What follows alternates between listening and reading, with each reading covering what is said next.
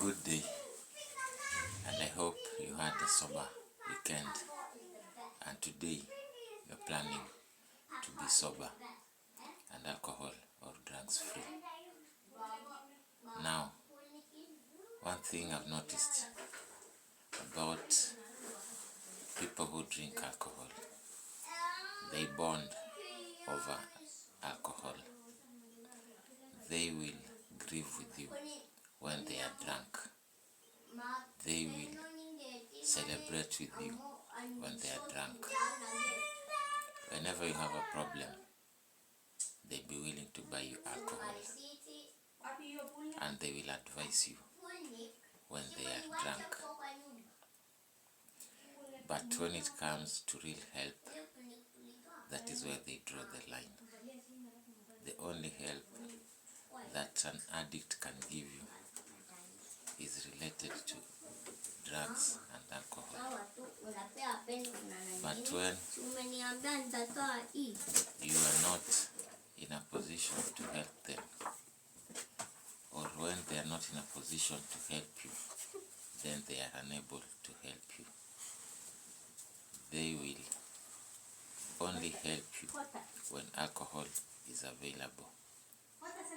But addict friends cannot help you in a way that will sustain you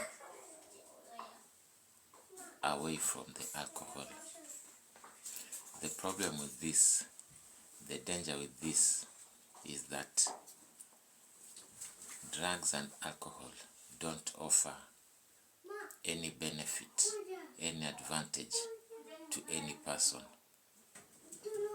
So every time you are drinking, you may be thinking that you are helping yourself, that you are getting good ideas and good advice from your drinking buddies. But the truth is that you are all numbing and escaping from reality. So these people are only helping you to escape from your problems instead of urging you to face them and to work through them and overcome them. And that is the problem with your alcohol friends. The time that you realize alcohol is not serving you and you decide you are done with the drinking, it is these same friends who will try to drag you down back to where they are, because it becomes difficult for them to bear that the same person who was with them, who will drink with them, is now trying to get sober. They will cajole you, they will request you, they will beg you, they will even intimidate you into just drinking one, because they know once you succumb to that, you are back to the group, you are back to the herd mentality. Now, I have this friend who is always negative about what I do. He doesn't like the fact that I was able to overcome alcohol, and he's always trying to get me pissed off, to get me to get to drink again. He would always call me mlevi. Well, I was a drunk. It doesn't really matter. But then, every time you think you're dragging me back to where I was, know that you're bound to fail. I will always talk about my alcoholic issues and the fact that I'm happy I overcame my addiction.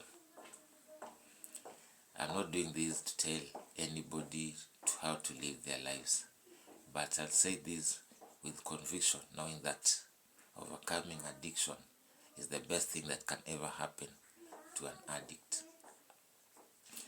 Now, the problem with addiction, as with any other problem, is that if you don't see the problem yourself, then there's no way anyone else can help you. If you don't see that alcohol is messing up your life, if you are still stuck in the mindset that alcohol makes you happy, that alcohol helps you function, then you'll always see anybody talking about sobriety as being foolish, as being stupid, as being somebody who exposes themselves. We are not exposing ourselves. We are talking about the good things that have happened to us since we overcame alcohol. And it doesn't mean that when we talk about this, we are condemning anybody, or we are making you who are an addict to look bad.